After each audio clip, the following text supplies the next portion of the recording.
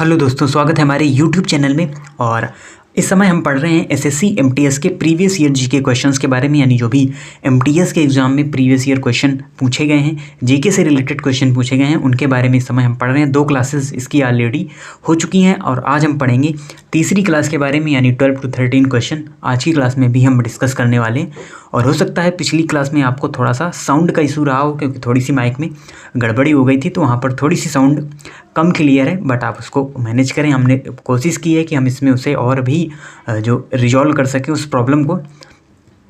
तो चलिए बढ़ते हैं आज और स्टार्ट करते हैं आज की क्लास को और देखते हैं आज का अपना सबसे पहला क्वेश्चन। तो जो हमारा सबसे पहला क्वेश्चन है वो है पॉलिटी से रिलेटेड। और 1967 में भारत के संविधान में राजभाषाओं की सूची में निम्न में से कौन सी भाषा को शामिल किया गया। तो देखिए क्या हुआ, जब हमारा संविधान लागू हुआ था तो हमारे संविधान में मूल 14 भाषाओं को रखा गया था,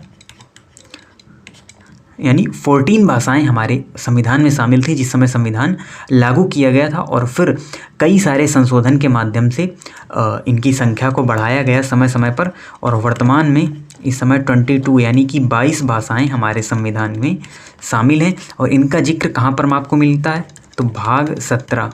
तो टोटल जो 22 भाग हैं हमारे संविधान में, उनमें भाग 17 में भाषा से संबंधित जो उपबंध हैं वो वहाँ पर दिए हुए। उसके अलावा बात करें अगर हम, तो 8वीं अनुसूची में भी जो भाषाओं से रिलेटेड है वो वहाँ पर चीज़ें दी हुई हैं, सभी भाषाओं के बारे में वहाँ पर दिया हुआ है। तो मूल संविधान में कितनी थी, 14 भाषाएं, वर्तमान में है 22 भाषाएं। और 1967 में संशोधन किया गया था 21वां संविधान संशोधन 1967 में किया गया था। और इसके अंतर्गत सिंधी भाषा को इस राजभाषाओं की सूची में जोड़ा गया था। और ये जो बंगाली भाषा है, तेलुगु भाषा है, तमिल भाषा है, ये सभी भाषाएं पहले से ही मूल रूप से ही संविधान में शामिल थी। 14 भाषाओं में ही 1967 में सिंधी को शामिल किया गया। उसके बाद भी डोगरी भाषाएं हैं, कोंकण भाषाएं हैं, ये सभी जो भाषाएं हैं इनको समय समय पर संविधान में शामिल किया गया है कई सारे संशोधन के माध्यम से। तो ये आपको याद रखना है, 1967 में सिंधी भाषा को राजभाषाओं की सूची में शामिल किया गया। बढ़ते हैं अगले क्वेश्चन की ओर, जो कि है केमिस्ट्री से। और निम्न में से किस तत्व में सबसे कम विद्युत ऋणात्मकता है। तो सबसे कम विद्युत ऋणात्मकता का जो इसमें तत्व है वो है फ्रांसियम। तो फ्रांसियम में सबसे कम विद्युत ऋणात्मकता होती है। तो इस क्वेश्चन को भी आपको 1 लाइनर टाइप में याद रखना है। अभी हम बढ़ते हैं अगले क्वेश्चन की ओर, और बुक एंड ऑथर से रिलेटेड क्वेश्चन है। और ये क्वेश्चन है हमारा, India the future is now नामक पुस्तक किसने लिखी है। तो ये पुस्तक लिखी गई है शशि थरूर के द्वारा। तो देखिए शशि थरूर है, अमीश त्रिपाठी है, अरुंधति राय है, उसके अलावा चेतन भगत हैं। तो इन सभी से रिलेटेड आप देखेंगे कई बार क्वेश्चन पूछे गए हैं, इन्हीं से रिलेटेड विक्रम सेठ हैं, इन सभी से रिलेटेड ही जो बुक्स हैं वो यहाँ पर आती रहती हैं। तो इनकी बुक्स के बारे में हमको पता होना चाहिए। कई बार हमने आपको बताया होगा, अरुंधति राय, अमीश त्रिपाठी के बारे में कई सारे क्वेश्चन CHSL में भी पूछे गए थे। तो शशि थरूर की एक और बुक है, ये तो है ही, India the future is now. और एक और बुक हमने बताई थी आपको, व्हाई आई एम हिंदू, ये भी बुक शशि थरूर की है। और बात करें अगर हम अरुंधति राय की, तो the God of small things, ये जो बुक है ये अरुंधति राय के द्वारा लिखी गई है, स्मॉल थिंग्स। उसके अलावा Amish Tripathi, the legend of Suheldev जो बुक है वो अमीश त्रिपाठी के द्वारा लिखी गई है। अगला क्वेश्चन है, गांधी द्वारा यानी महात्मा गांधी द्वारा सत्याग्रह सभा की स्थापना कब की गई। तो देखिए 1912 तो गलत आंसर है पूरी तरीके से, क्योंकि 1915 में तो महात्मा गांधी भारत ही लौटे थे। 1915 में 9 जनवरी 1915 को वो भारत आए थे महात्मा गांधी। और उसके बाद 1919 में उन्होंने सत्याग्रह सभा की स्थापना की थी। ये एक सभा का नाम है सत्याग्रह सभा, और इसकी स्थापना 1919 में महात्मा गांधी के द्वारा की गई थी। बढ़ते हैं अगले क्वेश्चन की ओर, और अगला क्वेश्चन है, रविंद्र संगीत लोकगीतों का एक समूह है जिसे किस राज्य के त्योहारों और अनुष्ठानों के दौरान गाया जाता है। तो रविंद्र संगीत एक संगीत का प्रकार है, और ये कहाँ पर, किस राज्य में त्योहारों और अनुष्ठानों के दौरान गाया जाता है। तो इसका सही आंसर होगा आपका पश्चिम बंगाल। तो पश्चिम बंगाल के त्योहारों और अनुष्ठानों के दौरान रविंद्र संगीत गाया जाता है। और आप अगर इससे अनुमान लगाएंगे तो जो रविंद्रनाथ टैगोर हैं उन्हीं के नाम पर इस संगीत का नाम है। और रविंद्रनाथ टैगोर कहाँ से बिलोंग करते हैं, कोलकाता से, पश्चिम बंगाल से। तो इसीलिए इसका सही आंसर जो होगा वो हो जाएगा यहाँ पर पश्चिम बंगाल। बढ़ते हैं अगले क्वेश्चन की ओर। और अगला क्वेश्चन है केपलर के प्रथम नियम को कौन से नियम के रूप में जाना जाता है। तो जो केपलर का प्रथम नियम है वो दीर्घवृत्त से रिलेटेड है, इक्लिप्स से रिलेटेड है, यानी दीर्घवृत्त को ही यहाँ पर केपलर ने बताया था। बीच में यहाँ पर सूर्य होता है, दीर्घवृत्ताकार पथ में वहाँ पर इन्होंने अपने नियम को समझाया था। तो इनका जो बेसिकली नियम है वो किससे पर आधारित है, वो आधारित है दीर्घवृत्त से रिलेटेड है। बढ़ते हैं अगले क्वेश्चन की ओर। और अगला क्वेश्चन है ऋग्वैदिक काल में आर्यानी किसकी देवी थी। आपको 4 ऑप्शन दिए गए हैं और इनमें आपको बताना है ऋग्वैदिक काल में आर्यानी किसकी देवी थी। तो इसका जो सही आंसर होगा वो होगा वन, यानी वन की देवी थी आर्यनी। और अलग अलग इसी प्रकार से आप देखेंगे, जैसे उषा काल की देवी पवन, पृथ्वी की देवी, उसी प्रकार से ऋग्वैदिक काल में आर्यनी वन की देवी हुआ करती थी। बढ़ते हैं अगले क्वेश्चन की ओर। और ये है हमारा आज का मोस्ट इम्पॉर्टेंट क्वेश्चन, सबसे इम्पोर्टेंट क्वेश्चन, क्योंकि जो भी इसमें संशोधन दिए हुए हैं सभी के बारे में हम आपको डिटेल में बताएंगे। सभी इम्पोर्टेंट संविधान संशोधन है जो इसमें दिए हुए हैं। तो किस संशोधन ने मंत्रिपरिषद के आकार को सदन के कुल आकार के 15% तक सीमित कर दिया। यानी इस संविधान संशोधन करके ये यहाँ पर प्रदर्शित किया गया कि जो मंत्रिपरिषद का आकार है ये सदन के कुल आकार का 15% ही होना चाहिए, इससे ज़्यादा नहीं होना चाहिए। तो इसको सीमित कर दिया। किस संशोधन के अंतर्गत ये कार्य किया गया। तो देखिए हमारे संविधान में कई सारे संशोधन किए गए और समय समय पर कई सारी चीज़ों को संशोधन के माध्यम से संविधान में जोड़ा गया।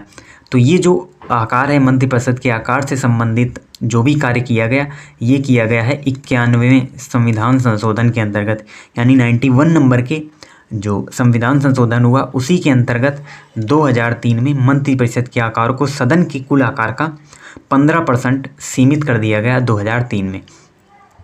उसके अलावा जो भी संशोधन दिए हुए हैं वो सभी बहुत ही ज़्यादा इम्पोर्टेंट संशोधन हैं, उनके बारे में भी हम आपको बताते हैं। जैसे जो है हमारा 74 नंबर का यानी 74वां संविधान संशोधन कब किया गया, 1992 में।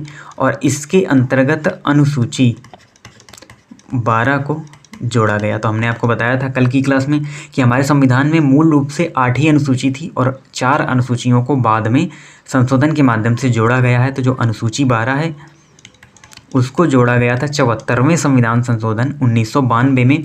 और इसके अंतर्गत बात की गई थी नगर पालिकाओं की स्थापना की। तो नगर पालिका से रिलेटेड है ये अनुसूची 12 और इसी को जोड़ा गया था 74वें संविधान संशोधन 1992 में।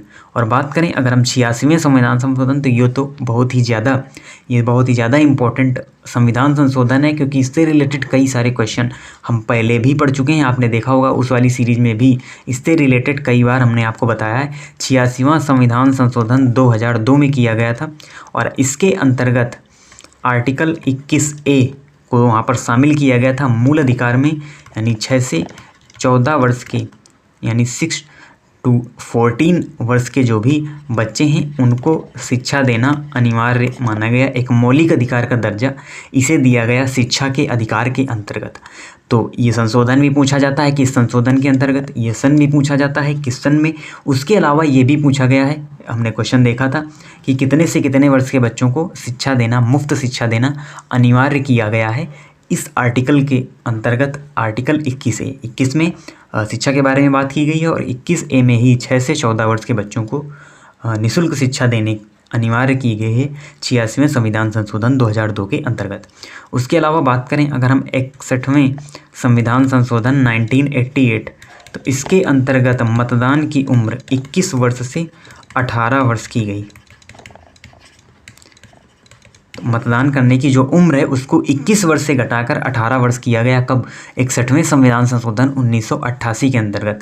यानी 1988 के पहले क्या हुआ करता था कि जो व्यक्ति 21 साल का है सिर्फ वही मतदान कर सकता है, बट वर्तमान में आप देखते भी हैं 18 वर्ष जैसे ही आपकी एज होती है आप मतदान के लिए वहाँ पर योग्य हैं, आप मतदान कर सकते हैं। तो इस उम्र को घटाया गया 61वें संविधान संशोधन के अंतर्गत 1988 में। तो ये चारों जो संशोधन है ये आपको याद रखने हैं, बहुत ही ज़्यादा इम्पोर्टेंट है।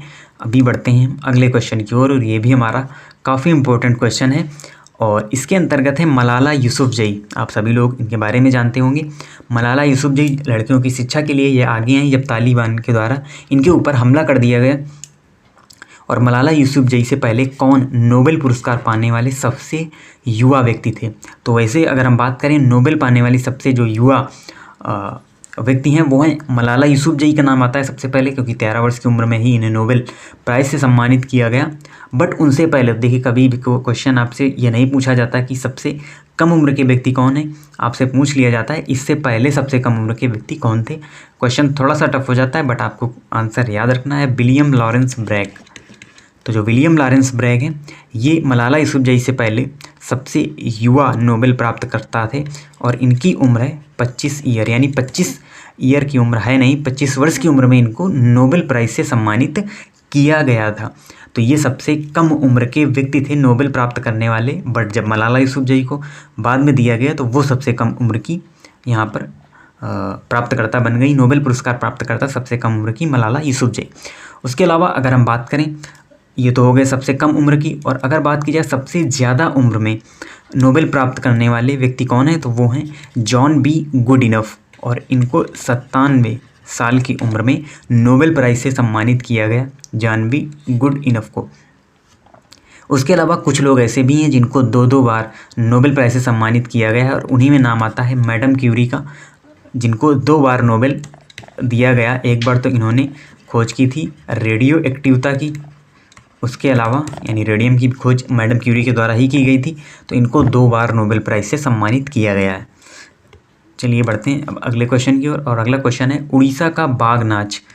तो उड़ीसा में एक डांस फॉर्म है बाघ डांस फॉर्म, और किस हिंदू माह में किया जाता है? देखिए यहाँ पर महीना आपसे पूछा गया है, तो ये किया जाता है चैत्र माह में। तो देखिए हिंदू माह में यानी जो हिंदी महीने होते हैं, वैसे तो हमारे अगर हम इंग्लिश महीनों की बात करें तो वो हमारे जनवरी, फरवरी, मार्च, अप्रैल होते हैं, बट जो हिंदी महीने होते हैं जिन्हें हम हिंदू माह भी कहते हैं, उनमें आपको इस प्रकार के महीने देखने को मिलते हैं। पौष माह, फाल्गुन, भाद्र, चैत्र और बैसाख, इस प्रकार से जो आपको हिंदू महीने वो देखने को मिलते हैं। तो चैत्र माह में ये उड़ीसा का जो बाघ नाच है ये यहाँ पर किया जाता है। बढ़ते हैं अगले क्वेश्चन की ओर। अगला क्वेश्चन है किस महल को डच पैलेस, डच का मतलब है नीदरलैंड, हॉलैंड, तो उन्हीं के पैलेस के रूप में जाना जाता है किस महल को? तो ये महल है मट्टनचेरी महल को डच महल के रूप में, डच पैलेस के रूप में जाना जाता है, क्योंकि उस समय यहाँ पर आप देखते हैं जब पुर्तगाली भारत आए थे, उसके बाद डच भी भारत आए और डेनिश आए, अंग्रेज आए, तो डच पैलेस के रूप में इस महल को माना जाता है मट्टनचेरी महल। उसके अलावा अन्य जो आप महल देख रहे हैं, हवा महल, ये राजस्थान के जयपुर में स्थित है हवा महल, और ये राजपूताना महल है, यानी राजपूतों से रिलेटेड ये महल है हवा महल। उसके अलावा मैसूर महल लेह में स्थित है, और यहाँ पर भी राजाओं का शासन हुआ करता था। बढ़ते हैं आज के लास्ट क्वेश्चन की ओर, और लास्ट क्वेश्चन है खादर और बांगर किस प्रकार की मृदा का उदाहरण है? यानी किस मृदा के अंतर्गत खादर और बांगर नाम की जो मिट्टी है वो आती है? तो इसका जो सही आंसर होगा वो होगा जलोढ़ मृदा। तो जलोढ़ मृदा के अंतर्गत ही खादर और बांगर प्रकार की मृदा आती हैं, और इनसे रिलेटेड अलग अलग भी क्वेश्चन बन जाते हैं। तो थोड़ा सा हम इनको और डिटेल में देख लेते हैं। तो जो जलोढ़ मृदा है 2 प्रकार की होती है, एक होती है खादर और एक होती है आपकी बांगर। तो जो खादर मृदा होती है ये होती है नई मृदा, और इसकी उर्वरकता भी ज़्यादा होती है,